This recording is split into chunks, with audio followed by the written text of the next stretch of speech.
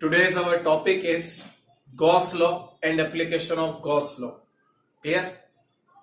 So, what is Gauss law? According to this law, net electric flux through a closed surface is equal to the 1 upon epsilon naught times charge enclosed by the surface. Why epsilon naught? If there is air or free space in closed surface, if there is some electric medium, clear, inside the surface, then instead of epsilon naught we can write epsilon r. Clear? पूरी बात समझते हैं तो ध्यान से देखिए, मान लीजिए मेरे पास में कोई क्लोज्ड सरफेस है, ठीक है. Let us assume we have a closed surface. Inside this surface there are so many charges q1, q2, q3, q4 as so on qn. There are so many charges. Clear? According to this law, electric flux related to this surface, clear, is equal to 1 upon epsilon naught multiply sum of all these charges. Clear बात? Summation Q I. एक तो ये तरीका, या इसे लिखा जा सकता है phi is equal to integration 1 upon epsilon naught d q. Clear? ये भी एक तरीका हो सकता है. नेट चार्ज निकालना है आपको. क्लियर है बात? या हम इसे क्या लिख सकते हैं, और phi is equal to 1 upon epsilon naught multiply Q in. Net charge जितना भी है उस चार्ज को 1 अपॉन एप्सिलॉन नॉट से अगर मल्टीप्लाई करेंगे तो जो आंसर आएगा वो कहलाएगा electric flux related to the closed surface. Clear है? आगे देखते, पहले कॉपी कर लीजिए इसे.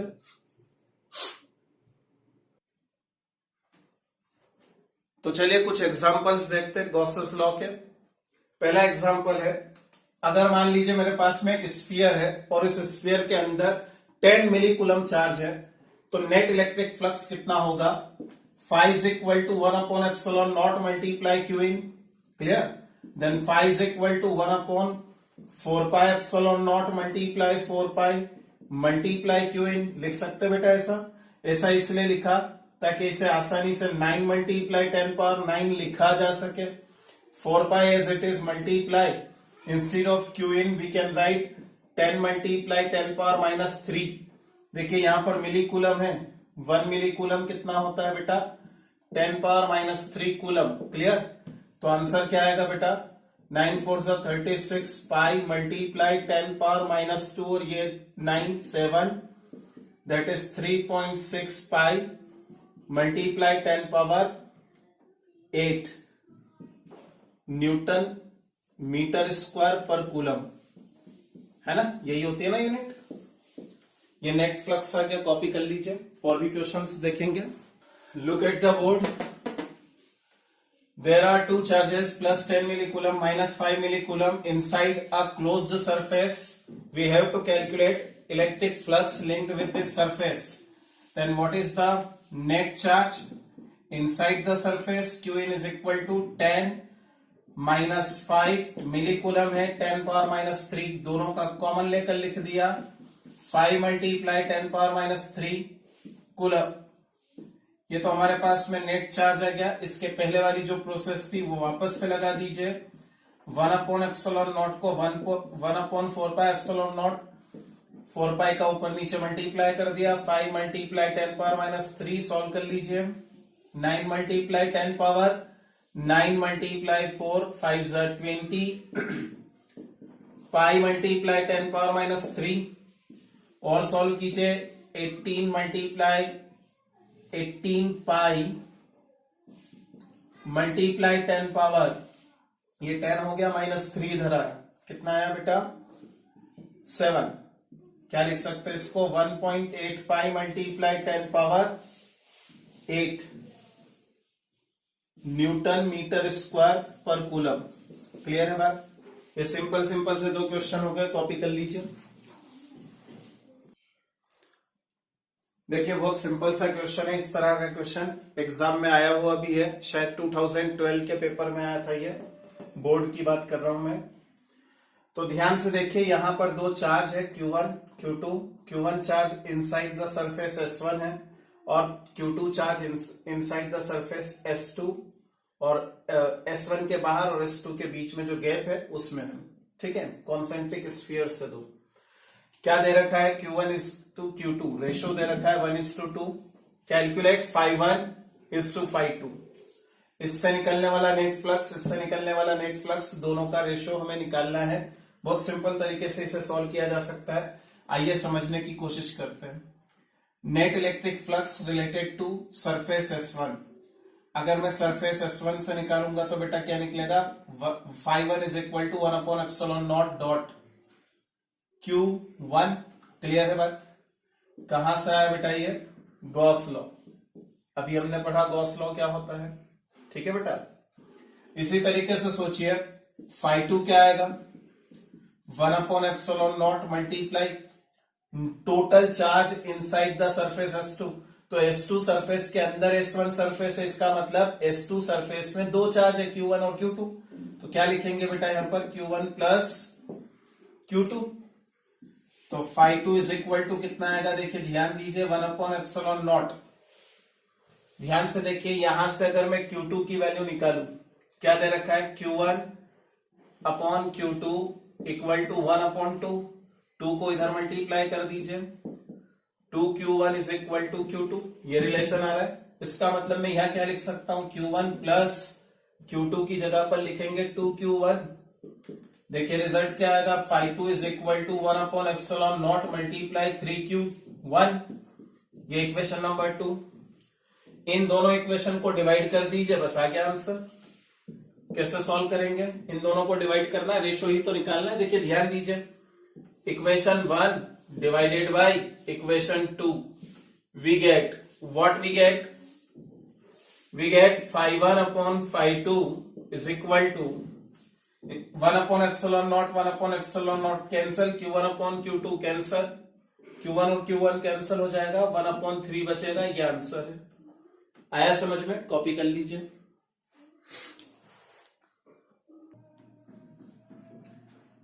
देखिए बेटा नेक्स्ट क्वेश्चन है, इसमें एक स्फीयर दे रखा है, इस स्फीयर के अंदर चार्ज रखा हुआ है +5 माइक्रोकूलम, और स्फीयर के अंदर एक डाइलेक्ट्रिक मीडियम भरा हुआ है जिसका डाइलेक्ट्रिक कांस्टेंट कितना है, 5।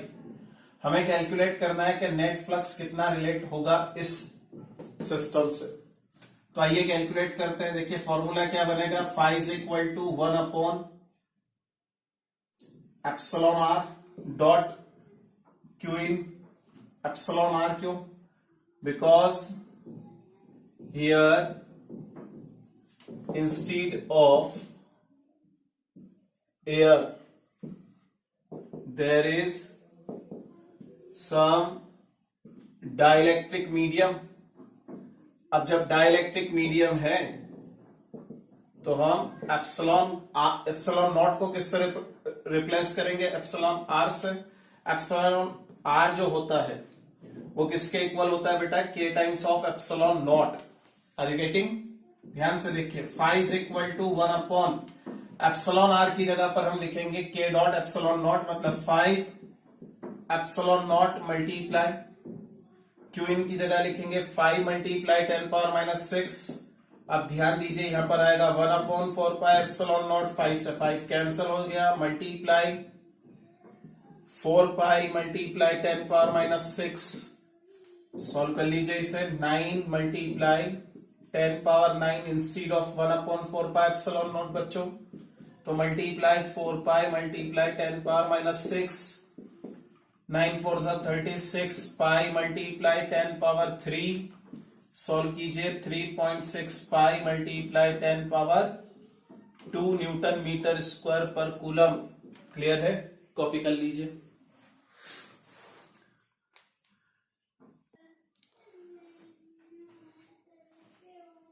Now our next topic is applications of Gauss's law. उसमें हमने फर्स्ट एप्लीकेशन लिया है बेटा, to derive electric field due to a long uniformly charged straight wire. अगर मैं बोर्ड की बात करूं तो 2001 से लगाकर 2020 तक में कम से कम ये टॉपिक 4 से 5 मरतबा पूछा गया है बेटा, मोस्ट आईएमपी है, इसे समझिए। ध्यान से देखिए करना क्या है। मान लीजिए मेरे पास में एक स्ट्रेट वायर है, डायग्राम में यहां बनाता हूं। एक स्ट्रेट वायर है, यहां पर इनफाइनाइट लेंथ का वायर है। इनफाइनाइट लेंथ का मतलब होता है कि जहां पर आप ध्यान से समझने की कोशिश कीजिए मैं क्या बोलना चाहता हूं। इनफाइनाइट का मतलब होता है कि जैसे मान लीजिए मेरे पास में एक बड़ा सा वायर है और उस बड़े से वायर की लेंथ जो है वो 10 मीटर है, लेकिन जहां पर मुझे इलेक्ट्रिक फील्ड निकालना है, मतलब उस वायर से जितनी डिस्टेंस पर निकालना है वो डिस्टेंस कितनी है, मान लीजिए 5 सेंटीमीटर, 10 सेंटीमीटर। अब 10 मीटर के मुकाबले में 5 सेंटीमीटर, 2 सेंटीमीटर, 1 सेंटीमीटर निग्लिजिबल है, बस लेंथ को क्या मान लेंगे हम, इनफाइनाइट। अब मुझे क्या करना है, मुझे ये करना है कि यहां से ये जो डिस्टेंस है r, इस डिस्टेंस पर एक पॉइंट है x, we have to calculate electric field at this point. Clear है बात? अब ध्यान से देखिए, इसको कैलकुलेट करने के लिए हम क्या कर सकते हैं, इसमें हम क्या यूज करेंगे, गॉस लॉ का यूज करेंगे। ध्यान से समझिए, गॉस लॉ को इस तरह से यूज कर सकते हैं कि ये जो वायर है, इस वायर की पूरी लेंथ पर चार्ज डिस्ट्रीब्यूट किया गया है। यहां पर कोई चार्ज होगा पॉजिटिव, मान लीजिए पॉजिटिव चार्ज है, ओवरऑल लेंथ पर पॉजिटिव चार्ज डिस्ट्रीब्यूट किया, ठीक है। इस पॉजिटिव चार्ज को हमने कहां पर कंसीडर किया है, पूरी लेंथ पर, तो इसमें चार्ज डेंसिटी जनरेट होगी बेटा, तो वो यूनिफॉर्म होगी या नहीं, क्योंकि ये यहां पर लिखा है यूनिफॉर्मली चार्ज। तो ये जो चार्ज डेंसिटी होगी वो होगी लीनियर चार्ज डेंसिटी, क्योंकि लाइन पर चार्ज को डिस्ट्रीब्यूट किया गया है, वायर पर चार्ज को डिस्ट्रीब्यूट किया गया है। तो linear charge density lambda is equal to, हम क्या कंसीडर करेंगे, Q बाई एल, या इसे dQ बाई dl भी लिखा जा सकता है। फिलहाल हम यहाँ Q बाई एल से ही अपना काम चला लेंगे। ध्यान से देखिए, आया है तक समझ में? इसे दे दिया मैंने इक्वेशन नंबर 1। अब मान लीजिए, अगर मान लीजिए आपसे कहा जाए कि एक वायर है या एक स्ट्रेट लाइन है आपके पास में, उस लाइन के आसपास आपको एक सिमेट्रिक सरफेस कंसीडर करना है, तो बताइए वो सिमेट्रिक सरफेस क्या होगी, सिलेंडर होगी ना, सिलेंड्रिकल सरफेस। अगर सिलेंड्रिकल सरफेस होगी तो इसका मतलब मैं यहां पर एक गॉसियन सरफेस कंसीडर कर सकता हूं जो सिलेंड्रिकल होगी, और जो किसे कंटेन करेगी बेटा, जो कंटेन करेगी इस पॉइंट x को, ठीक है। ध्यान से देखिए,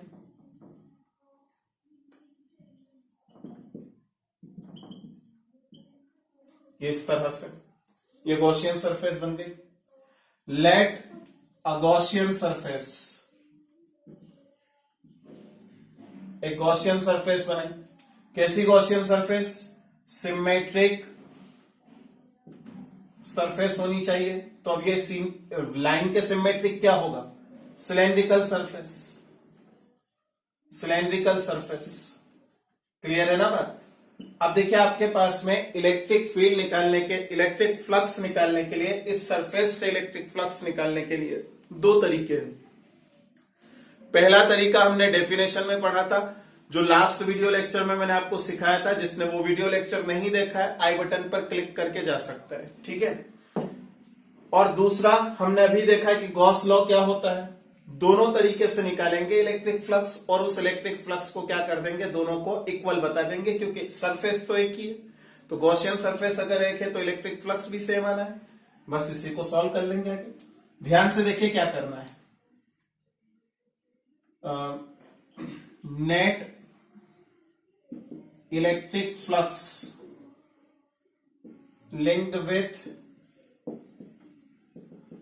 द गॉसियन सरफेस, इस गॉसियन सरफेस से रिलेट करने वाला नेट फ्लक्स कैसे निकालेंगे। देखिए, phi is equal to 1/ε0 multiply, यहां लिखते हैं Q इन। अब समझने की कोशिश कीजिए, अगर मैं यहां से यहां तक की लेंथ को ये जो सिलेंडर कंसीडर किया ना, इसकी हाइट को अगर मैं एल कंसीडर कर लूं, तो ध्यान से देखिए, एल सेगमेंट का, वायर का एल सेगमेंट जो है वो किसके अंदर है, सरफेस के अंदर। ये इतनी लेंथ का जो सेगमेंट है ना, वो कहां पर है, इस सिलेंडर के अंदर। तो सिलेंडर के अंदर चार्ज कितना है, क्यू इन कैलकुलेट कर ले। तो q in is equal to, क्या मैं लैम्डा डॉट एल लिखू फ्रॉम इक्वेशन 1। देखिए इक्वेशन 1 क्या है, ये रही, लैम्डा को इधर, लैम्डा तो यही है, एल इधर मल्टीप्लाई कर दीजिए, क्यू आ गया। इससे क्या होगा, जो नेट फ्लक्स आएगा, ये कहां से निकाल रहे हैं हम, गॉस लॉ से, बाय गॉस लॉ, है ना। ध्यान से देखिए, यहां से फाई जो आएगा वो कितना आएगा बेटा, 1/ε0 मल्टीप्लाई लैम्डा डॉट एन। ये हमारे पास में गॉस लॉ से फ्लक्स आ गया, ये फ्लक्स। अब ध्यान से देखिए, इसी फ्लक्स को हम क्या यहां पर डेफिनेशन से कर सकते हैं, बिल्कुल किया जा सकता है, डेफिनेशन से भी कैलकुलेट कर सकते हैं। आइए डेफिनेशन से कैलकुलेट करने की कोशिश करते हैं। डेफिनेशन ये कहती है, अगर मैं ऐसा लिखता हूं बाय डेफिनेशन, तो डेफिनेशन ये कहती है, डेफिनेशन ऑफ इलेक्ट्रिक फ्लक्स कैसे निकाला जाएगा, phi is equal to vector E dot vector A. यही होता है बेटा, डेफिनेशन यही पढ़ी थी हमने। देखिए यहां पर इलेक्ट्रिक फील्ड की डायरेक्शन क्या होगी, मान लीजिए ये वायर है, इस वायर के लिए इलेक्ट्रिक फील्ड की डायरेक्शन क्या होगी, perpendicular to the wire, wire है ना, और यहां पर ये जो पॉजिटिव चार्ज है, इससे आप देखिए away from positive charge in all possible directions, तो ऐसे रहेगी, इससे इस डायरेक्शन में, इससे आपकी तरफ, इससे मेरी तरफ, इससे लेफ्ट राइट, सभी जगह पर रहेगी डायरेक्शन। तो कुल मिलाकर यहां से जो डायरेक्शन बनेगी इलेक्ट्रिक फील्ड की, वो इलेक्ट्रिक फील्ड की डायरेक्शन बनेगी इस तरफ, है ना। इस पॉइंट पर मान लो मैंने कंसीडर किया कि ये इलेक्ट्रिक फील्ड की डायरेक्शन बन गई। क्लियर। अब समझने की कोशिश कीजिए, यहां पर जो सरफेस है हमारे पास में वो कितनी है। देखिए सरफेस है 3, कौन कौन सी, आप इस बॉटल को देखिए, क्या ये सिलेंड्रिकल सरफेस है, ये सिलेंडर है, यहां तक का सोचिए, इतना ये सिलेंडर है। इस सिलेंडर में ये वाली सरफेस क्या है, कर्व्ड सरफेस। ये वाली सरफेस क्या है, बॉटम। और टॉप देखिए, तो टॉप और बॉटम कैसा रहेगा, सर्कल, है ना, और सिलेंड्रिकल पार्ट रहेगा, मतलब कर्व्ड सरफेस रहेगी। तो 3 सरफेस बन गई। ये पहली सरफेस, इसको कंसीडर किया मैंने A1। ये वाली सरफेस, इसको कंसीडर किया A2। और ये वाली जो सरफेस है यहां पर, ये जो सरफेस है, इसे मैंने कंसीडर किया A3। अब ध्यान से देखिए, यहां पर फाई में कैसे लिख सकता हूं, vector E dot vector A1 plus vector E dot vector A2 plus vector E dot vector A3। Clear है बात, इतना पार्ट आया समझ में। आप डायग्राम से देखिए, ये जो सरफेस है, ये सरफेस सर्कल, इस सर्कल पर एरिया वेक्टर की डायरेक्शन ऊपर की तरफ। क्लियर। इलेक्ट्रिक फील्ड की डायरेक्शन कहीं भी हो सकती है, लेकिन इसके 90 डिग्री के एंगल पर। इसका मतलब E और A1 में रिलेशन जो है एंगल का, वो 90 डिग्री है। इसी तरीके से वेक्टर E को देखिए और A2 को देखिए, 90 डिग्री का रिलेशन। लेकिन जो E है वो पैरेलल हो जाएगा A3 के। ध्यान से देखिए, दोनों पैरेलल है। तो बेटा देखिए यहां पर E डॉट A1, ये तो परपेंडिकुलर है, ये तो 0 हो जाएगा, cos 90 की वैल्यू 0 हो जाएगी। ये भी परपेंडिकुलर है E और A2, ये भी 0 हो जाएगा। E और A3 में जो एंगल है वो 0 डिग्री का है। 0 डिग्री का एंगल होने की वजह से क्या होगा, दोनों में cos 0 की वैल्यू 1 आ जाएगी। ध्यान से समझने की कोशिश कीजिए, तो जो नेट फ्लक्स आएगा वो फ्लक्स कितना आएगा बेटा, E डॉट A3। अब आप समझिए A3 है क्या, curved surface area of cylinder.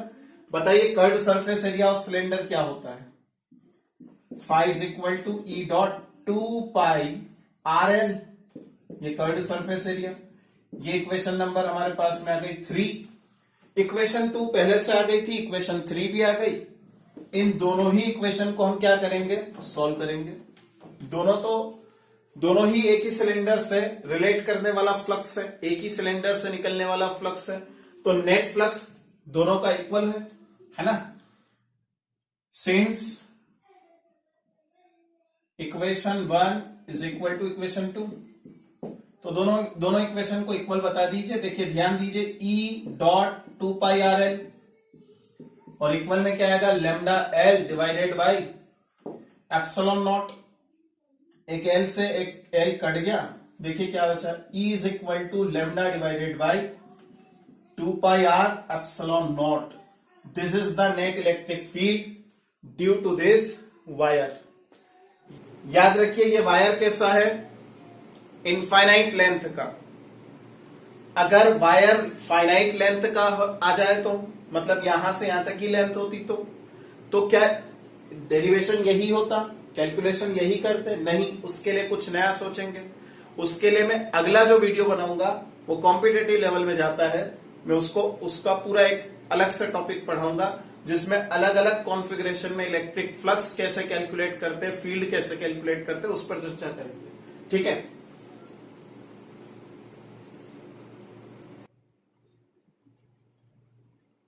तो बेटा देखिए नेक्स्ट हमारा जो एप्लीकेशन है वो एप्लीकेशन है electric field due to a thin uniformly charged sheet.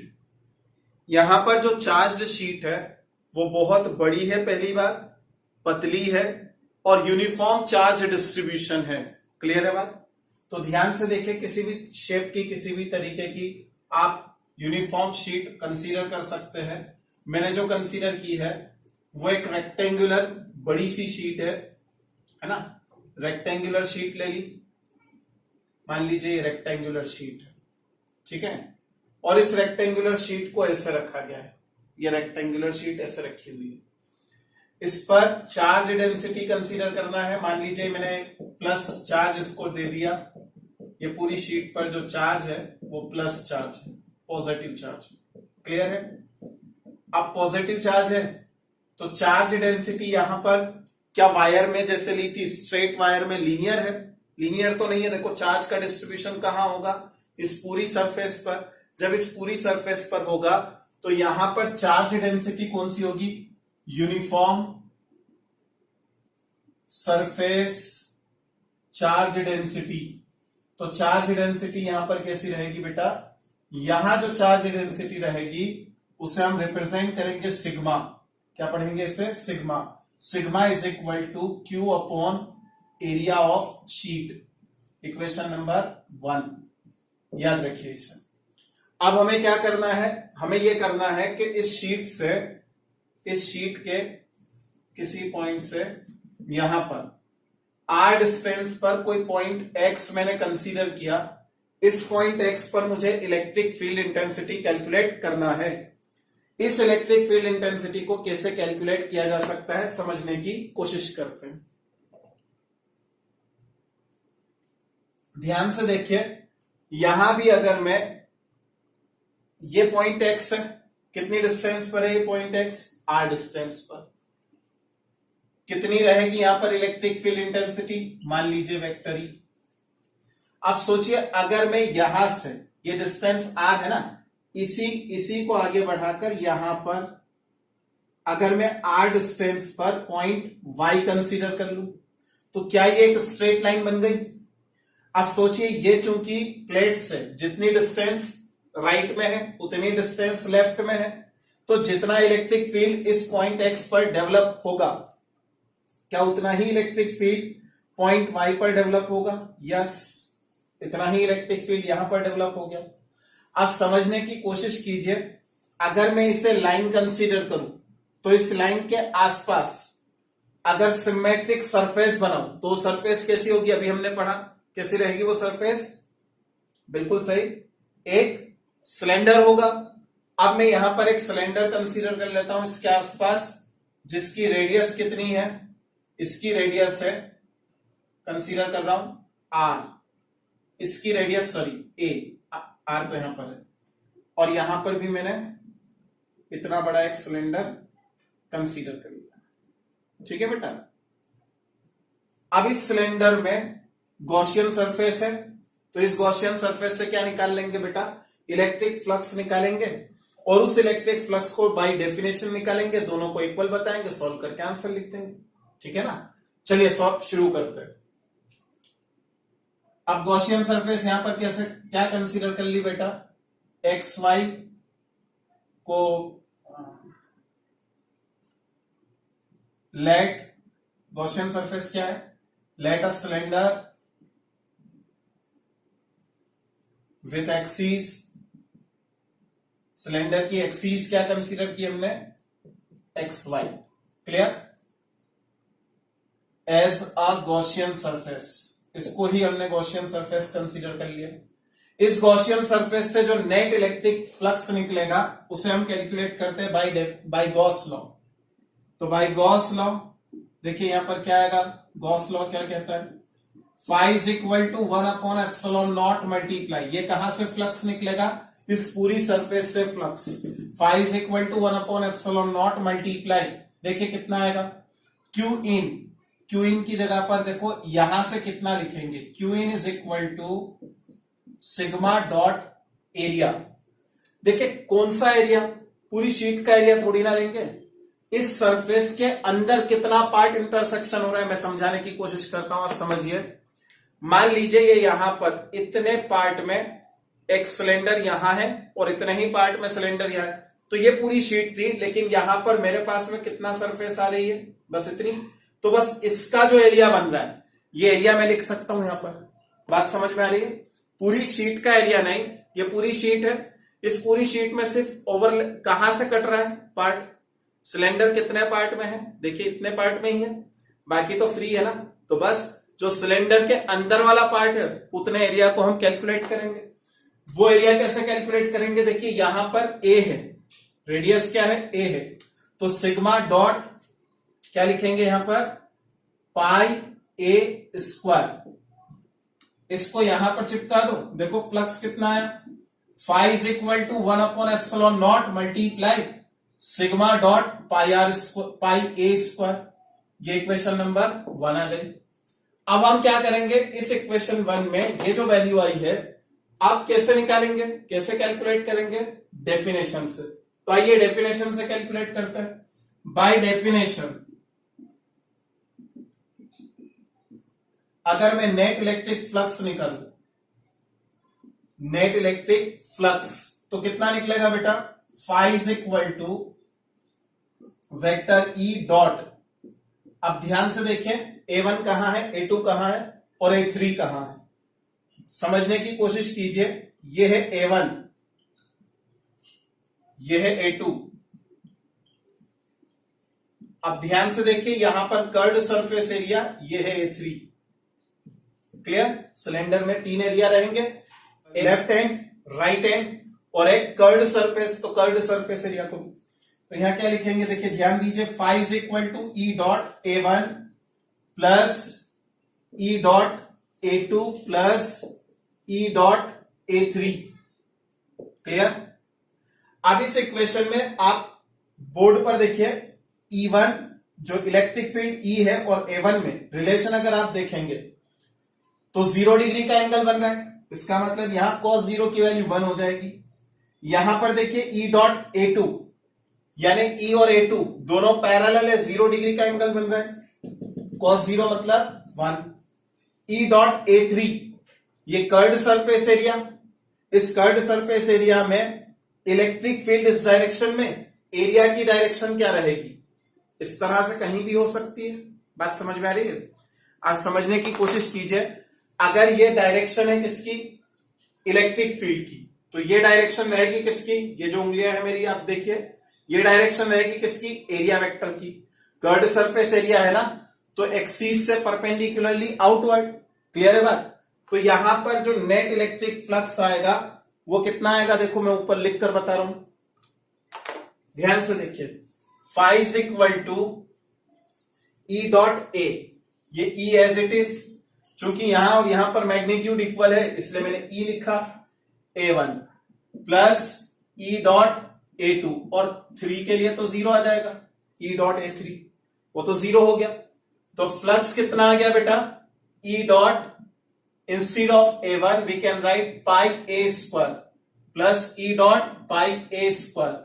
देखिए फ्लक्स कितना आ गया, twice E dot pi A square, equation number 3। ये 1 2 और 3 आगे यहां तक समझ में। देखिए ये भी फ्लक्स है इसी सरफेस से, इसी गॉसियन सरफेस से, ये भी फ्लक्स आया इसी गॉसियन सरफेस से, दोनों फ्लक्स एक ही सिलेंडर से आ रहे हैं। इसका मतलब नेट फ्लक्स दोनों का इक्वल, दोनों डेफिनेशन से निकालो या गॉस लॉ से निकालो, बात तो एक ही है ना, दोनों सेम आना है। जब सेम आना है बच्चों तो दोनों को इक्वल बताकर हम सॉल्व कर लेंगे, ठीक है। इतना कॉपी कर लीजिए फिर बताता हूं। अब अगर इक्वल है तो इसे इक्वल बता देते हैं। देखिए ध्यान दीजिए क्या आएगा रिजल्ट, रिजल्ट आएगा 2E dot pi A square equal में आएगा sigma dot pi A square divided by epsilon not. Clear, pi A square cancel, net electric field कितना आ गया, sigma upon 2 epsilon not. Copy कर लीजिए। Now finally this is the last topic of this chapter and applications of Gauss law. Electric field due to a thin uniformly charged spherical shell. Spherical shell बोले तो होलो sphere भी बोल सकते हैं आप, ठीक है। होलो स्फीयर से हमें क्या करना है, नेट इलेक्ट्रिक फील्ड निकालना है। देखते हैं जरा नेट इलेक्ट्रिक फील्ड कैसा आएगा। मान लीजिए गोलगट होलो स्फीयर है ना। इस स्फीयर पर यहां पर चार्ज है, मान लीजिए इसकी चार्ज डेंसिटी है प्लस सिग्मा, चूंकि स्फीयर है सरफेस है तो जो चार्ज डिस्ट्रीब्यूट होगा वो ओवर सरफेस होगा, है ना। तो ध्यान दीजिए यहां पर charge density, uniform charge density क्या कंसीडर करेंगे, यूनिफॉर्म चार्ज डेंसिटी वो रहेगी सिग्मा। क्लियर, और सिग्मा कितना रहेगा, डॉट पाई आर स्क्वायर। मान लीजिए इसकी रेडियस कितनी है, कैपिटल आर। क्लियर है बात। अब ध्यान दीजिए यहां से कुछ समझने की कोशिश करते हैं बेटा, sigma dot pi are square से कुछ समझने की कोशिश करते हैं। आइए समझते हैं। तो ये जो सरफेस है, इस सरफेस से हम 3 पॉइंट पर नेट इलेक्ट्रिक फील्ड निकालेंगे और वो कहां कहां पर, एक inside the surface point A mark कर लेता हूं, एट द सरफेस यानी सरफेस पर, और एक पॉइंट सी मार्क कर लेता हूं कहां पर, आउटसाइड द सरफेस। तो अगर मैं पॉइंट ए पर बात करूं, यहां पर क्या लिखेंगे, 3 तरीके से पढ़ेंगे इसे। At point A, point A कहां पर है, लोकेटेड कहां है, inside the sphere, surface sphere के अंदर या सरफेस के अंदर। तो ध्यान दीजिए यहां पर जो नेट इलेक्ट्रिक फ्लक्स निकालना है तो उसके लिए गॉसियन सरफेस अगर मैं कंसीडर करूं तो एक कॉन्सेंट्रिक स्फीयर मैंने कंसीडर किया। इस कॉन्सेंट्रिक स्फीयर का सेंटर तो ओ ही रहेगा और रेडियस कंसीडर कर लेते हैं कि एक्स है। तो ध्यान से देखकर बताइए यहां जो फ्लक्स आएगा कहां से, by let concentric sphere as a Gaussian surface contains point A. क्लियर, ध्यान से देखिए यहां से जो फ्लक्स आएगा वो आएगा 1 upon epsilon naught multiply Q in, मतलब 0। अरे नहीं है समझ में, चलिए देखिए मैं समझाता हूं। इक्वेशन नंबर 1 मैं समझा रहा हूं, ध्यान से देखिए। पूरा जो चार्ज है वो कहां पर है, इस सरफेस पर, जहां पर मैंने बी पॉइंट लिखा है उस सरफेस पर, है ना, गिवन स्फीयर पर है। और हमने जो सरफेस कंसीडर किया एज अ गॉसियन सरफेस वो कहां पर है, चार्ज बाहर है और चार्ज के, और स्फीयर कहां पर है, अंदर। जिस स्फीयर पर हमें गॉसियन सरफेस की तरह यूज करके फ्लक्स निकालना है वो सरफेस तो अंदर है। इसका मतलब एनक्लोज्ड बाय द सरफेस, यानी चार्ज जो सरफेस के अंदर हो वो तो 0 है। तो जब 0 है तो यहां क्या आएगा, phi in is equal to 0। Clear है बात।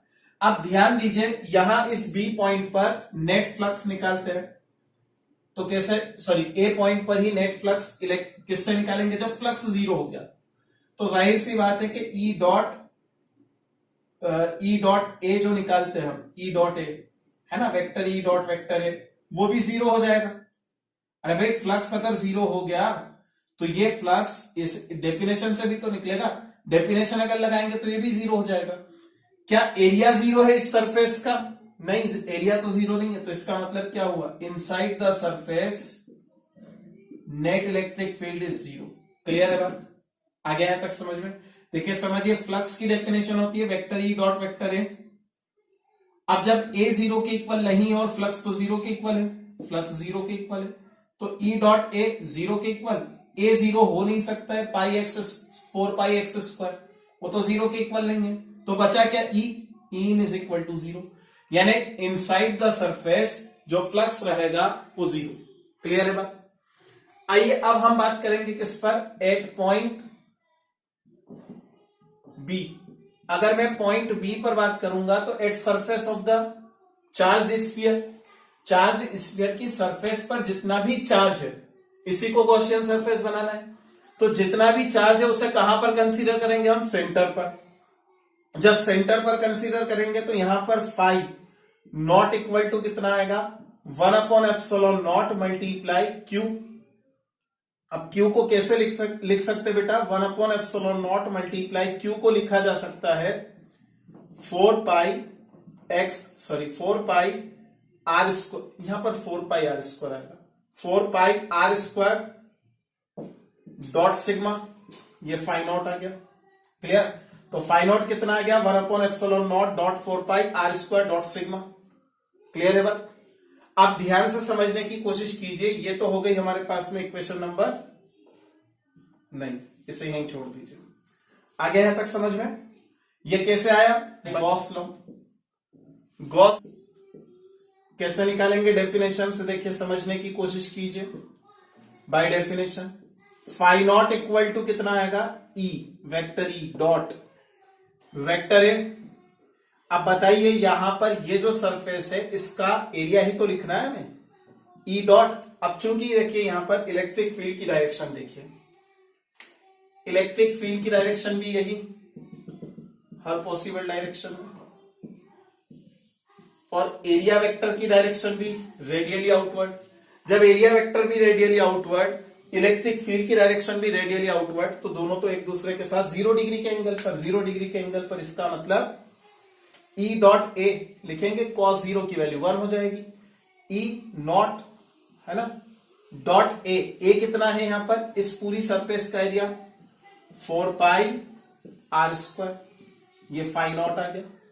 इन दोनों को अगर मैं इक्वल बता दूं तो नेट इलेक्ट्रिक फील्ड आ जाएगा कहां पर, इस सरफेस पर, एट पॉइंट बी पर।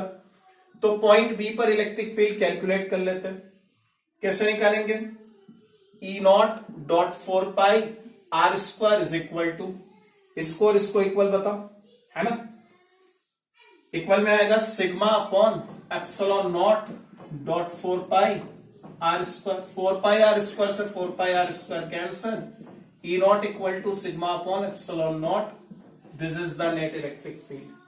अब हमें कहां पर इलेक्ट्रिक फील्ड कैलकुलेट करना है, सी पर। पहले इतना कॉपी कर लीजिए,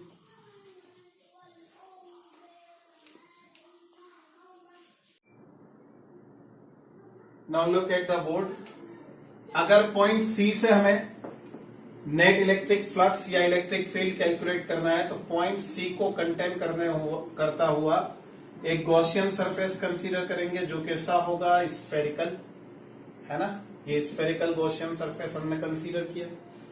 तो आइए समझने की कोशिश करते हैं, इससे इलेक्ट्रिक फ्लक्स कैसे कैलकुलेट करेंगे, सेम उसी मेथड से करेंगे। मैं लिख नहीं रहा हूं कि गॉसियन सरफेस सी से कंटेन करना हुआ, सब एक्सप्लेन कर दिया मैंने। तो ध्यान से देखिए, यहां पर जो फ्लक्स होगा, flux outside the charged spherical shell, वो रहेगा 1/ε0 मल्टीप्लाई क्यू इन। अच्छा, अगर यहां से यहां तक की रेडियस अगर स्मॉल आर है, तो अब आप बताइए कि यहां जो 1 अपॉन, मैं यहां पर एक और डायग्राम बना देता हूं, ये तो हमारे पास में कौन सी सरफेस हो गई? Charge sphere. इसके बाहर यहां कंसीडर किया है मैंने, यहां से यहां तक रेडियस आर है, ये स्मॉल आर। अच्छा बताइए, यहां पर जो नेट इलेक्ट्रिक फ्लक्स निकालना है इसके लिए, तो गॉसियन सरफेस मतलब गॉस लॉ से निकाले। अगर बाय गॉस लॉ लिखूं मैं, तो इसमें जो चार्ज के लिए हम फॉर्मूला लगाएंगे वो क्या रहेगा? Sigma dot 4 pi small R square या capital R square? Capital R square. क्यों रहेगा? क्योंकि ये सरफेस तो यही है, चार्ज तो वही है जहां था पहले से, जहां पर चार्ज है वहीं पर है, और चार्ज जितना है उतना ही रहेगा, तो ये तो इतना ही है, फाई आउट। क्लियर है बात? अब अगर मैं, क्या गया है तक समझ में? अब अगर मैं बड़े वाले इससे नेट इलेक्ट्रिक फ्लक्स निकालू, किससे? डेफिनेशन से। तो बाय डेफिनेशन क्या आएगा बेटा? समझने की कोशिश कीजिए। By definition phi out is equal to, ध्यान से समझिए, vector E out dot vector A. अच्छा बताइए, यहां पर जो वेक्टर ए लिखेंगे, क्या वो इस सरफेस का एरिया लिखेंगे? नहीं ना, इस सरफेस का एरिया लिखेंगे, लिखेंगे ना, इस सरफेस का एरिया लिखेंगे, क्योंकि इसी से निकाल रहे हम इलेक्ट्रिक फ्लक्स। भाई डेफिनेशन में जिससे इलेक्ट्रिक फ्लक्स निकाला जाता है उसी का एरिया लेते ना।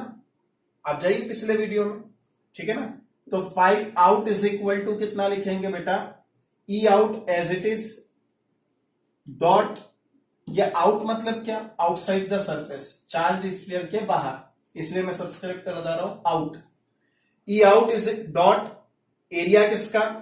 इस वाले का, बाहर वाले सरफेस का एरिया। तो बाहर वाला सरफेस कैसा था? 4 पाई आर स्क्वायर। इन दोनों को अगर मैं इक्वेट कर दूं, इन दोनों को अगर मैं इक्वल बता दूं, तो बताइए यहां क्या है? E dot 4 pi are square is equal to sigma upon epsilon naught multiply 4 pi are square. 4 pi से 4 pi cancel, E is equal to sigma r square divided by epsilon naught dot 1 upon r square. Clear है बात? ये net electric field आ गया outside the surface. Clear है बात? Copy कर लीजिए इतना। अच्छा, अगर इसी टॉपिक में, टॉपिक कंप्लीट हो गया है, कभी कभी एग्जाम में इसका ग्राफिकल रिप्रेजेंटेशन आता है कि इलेक्ट्रिक फील्ड और पॉइंट ऑफ ऑब्जर्वेशन, जैसे ए लिया, बी लिया, सी लिया, है ना, पॉइंट ऑफ ऑब्जर्वेशन के आधार पर आपको यह बताना होता है कि इस इतनी डिस्टेंस, यानी सेंटर से डिस्टेंस अगर बढ़ाते जाएंगे तो जो इलेक्ट्रिक फील्ड है उसके लिए ग्राफिकल रिप्रेजेंटेशन क्या होगा। तो आइए मैं आपको समझाते जा रहा हूं, ध्यान से समझिए, मोस्ट टाइम की टॉपिक है, अच्छे से समझिए। ये electric field versus r, what is r? R is the distance of point of observation from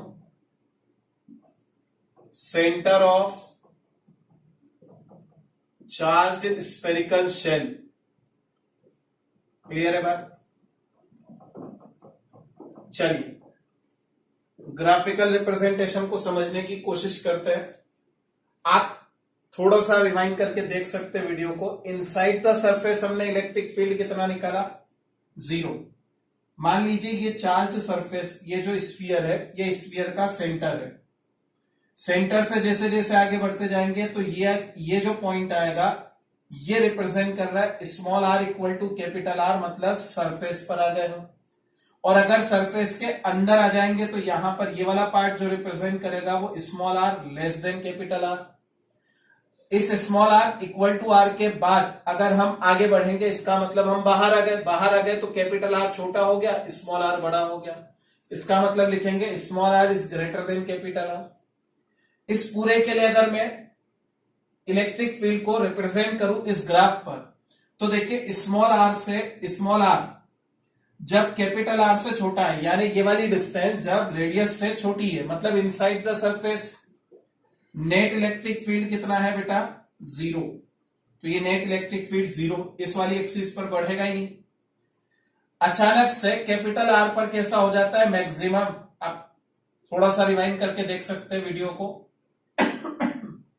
sorry.